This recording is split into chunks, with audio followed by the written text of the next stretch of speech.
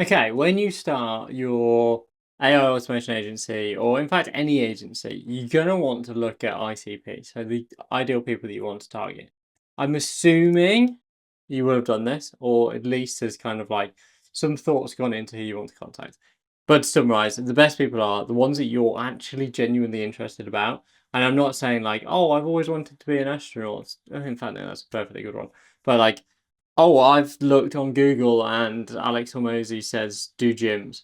Like, they just apply yourself. Like, if you love going to the gym and it's something you're really interested about, and your auntie's cousin's boyfriend's cat's a gym owner, and he comes to dinner every week, and you get to sit and chat to him about it, brilliant, do it. But if you're just doing it because somebody on the internet said, "Oh yeah, this is a good one," it will come to bite you. I just promise you that now. But I'm going to talk about that kind of next level research. Like, I've got a lovely pretty flow diagram for you, but I want to cover some points first. So family and friends, like if you know somebody who knows this market because they work in it, they know the niche, literally any reason, like they are literally this wealth of knowledge. And trust me, they will be happy to help you because they know you, they like you. It's like you've done 99% of the legwork, and knowing your niche and the language to use is 99% of this. Like the fact that if I sit down with a recruiter and I can go, do you do temp or permanent? It took me time to learn that, but do you do temporary recruitment, so you're covering people for a day, or do you do permanent? You're hiring somebody for the whole company for evermore. Like you, by me saying that, they go, okay, he already knows. Because if I'm coming in and framing myself as an expert and I don't know the difference between temp and permanent recruitment, how are they going to take me seriously? Like genuinely, how are they going to sit there and go, yeah, this guy clearly knows his stuff. I clearly don't know my stuff, and that's the problem. Um, so collecting this knowledge and learning the lingo and learning what people say is really key. Like PR, if you haven't got a case study because they live and breathe case studies, they're not going to want to talk to you. Like if you turn around and be like, no, why would I want a case study? And if you get on the call and be like, wow, I've had to flick through some of your case studies, they're amazing. It'll be a big like an ego boost to them more than if you came to an accountant and said, I saw some of your case studies. And we're like, what case studies? Like you can just really lean on it that way. Um, so we're just going to dive into kind of how you kind of go through that. So when you're starting off, the reason we pick a niche is to get that narrow slice. So if you're going to the whole market and be like, I help business owners. And don't get me wrong, you might get to the point where you do help business owners, but when you're doing any of your targeting, you don't want to be that broad. You will just scare people off. People won't understand what it is that you do and won't know if you can actually help. It's that famous saying of like, if you help everyone, you end up helping no one. No, what is it? Yeah, whatever the saying is. So basically, if you're jack of all trades, master of none, like that kind of premise of if if you speak to everyone, you'll end up speaking to no one. Whereas if you can come up with that, the better. The first thing to do is like make that list. So like, okay, who is it within that you want to target? And then choose your outreach path. Like these really are your core three. So sample call request, like literally just picking up the phone and talking to people. Like you can literally just ask them and just speak to them. You can write and ask them, but really just phone them and be like, look, I'm doing this. If depending on how old you are, in fact, it doesn't even matter. Like you could be doing this for a school study. You're doing your dissertation on how recruitment agencies are adapting AI. Like, brilliant topic. You can pretty much find any niche and be like, I'm interested to know how your industry is using AI. Because the worst part, at the end of it, they'll be like, oh, that's really useful. And you can say, oh, well, I've highlighted like 7 automations that your company's missing out on. Have you not got any?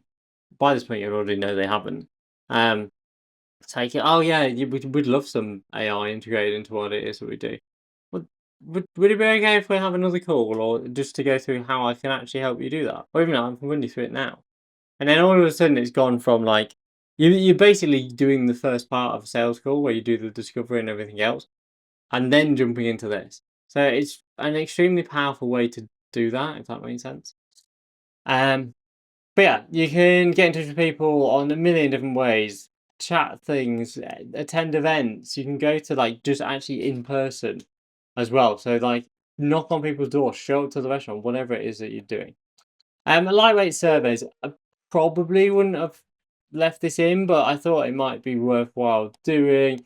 If you can share that in Facebook groups or where people hang out, then you're going to get a lot of value from that. In fact, have I got Facebook groups in here?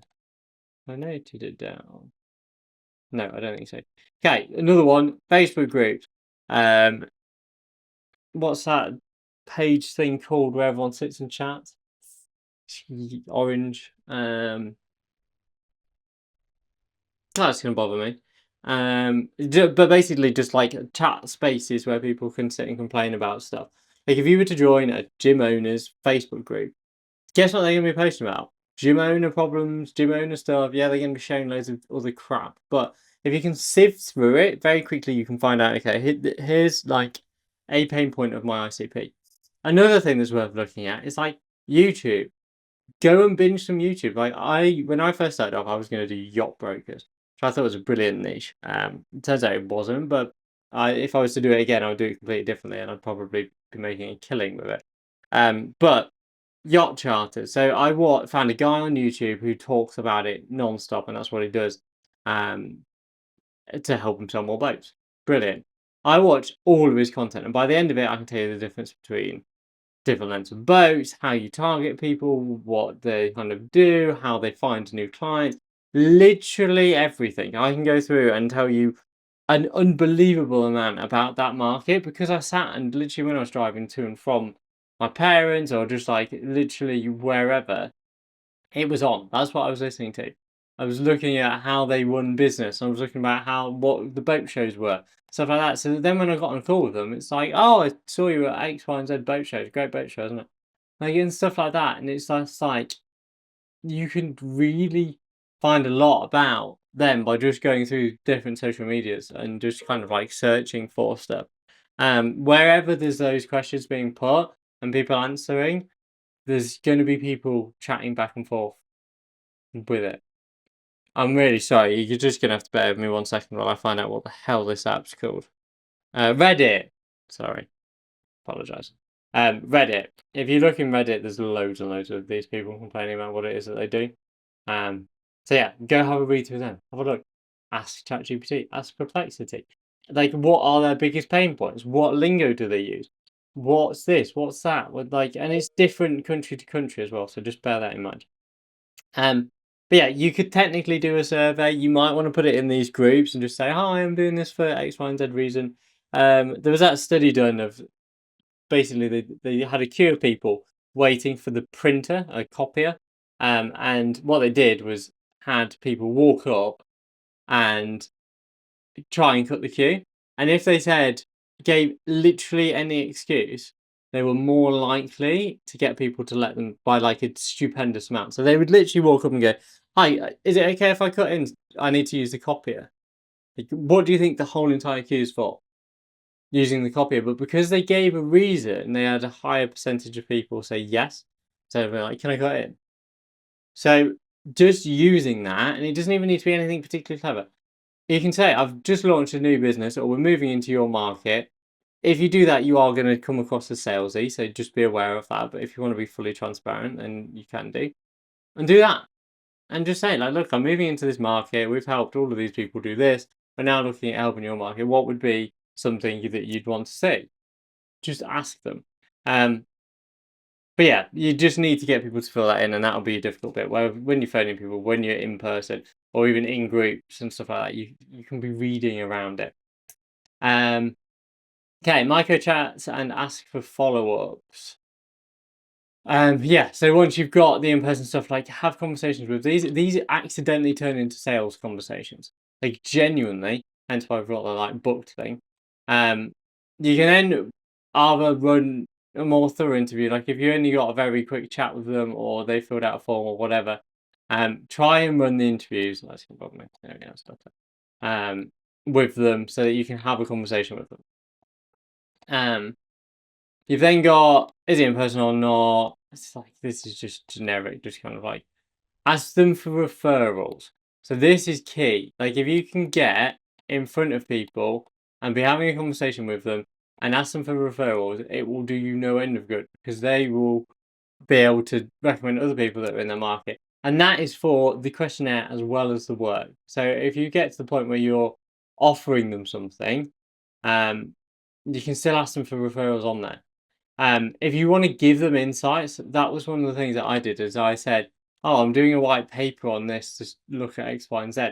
Like I summarized everything. I literally used ChatGPT and the call recordings to summarize everything that I found and learned from it, and gave people insights to be like, "Oh, that's really interesting. The guy that I spoke to yesterday did X, Y, and Z.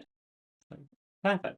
The guy that I did this with said X, Y, and like, and basically gave them insights as well, so that they were finding it useful. And then I found that they also opened up a lot more. Um, then your main thing here is going to be, okay, is there a pattern that is repeating themselves? Like, is there going to be lots of people that is like, oh yeah, okay, that's that same problem come up again. This is the same solution that's come up again. Is this something that as a market they're struggling with? And then therefore you can kind of dive into it. Um, and then you've got your ICP and your next experiment is obviously the offer. But you should know the lingo by this point. You'll also know exactly what's helpful on there. Um, and then you can kind of adjust some segment and then it will go all the way back down and start again with making a small list. And you might spot trends between the different niches. So if you spotted that, like, oh, the people that I met in person do it like this, whether the people I met online or in the Facebook groups do it like this, when you're targeting them, remember that all of a sudden you know that the people on Facebook um, do stuff in a certain way and they might do everything via email, where the people who do it in person do it over the phone. So then you can be really clever about, okay, this is how I contact them. God, you can learn so much. And I think people really under anticipate how much this makes a difference. Because if you're able to sit there and identify, like, hold on, this is interesting. This highlights that they don't use email. And it's like, right, okay, well, there's no point cold emailing them, is there? Um, so yeah, you can really, really, really make the most of this as a research task. Um, and like go ask your family, friends, whoever's in that market that you can help. Because the more you know about them, the better. But yeah, I hope that was helpful. As always, any questions, just comment below and I'll answer them. Cheers.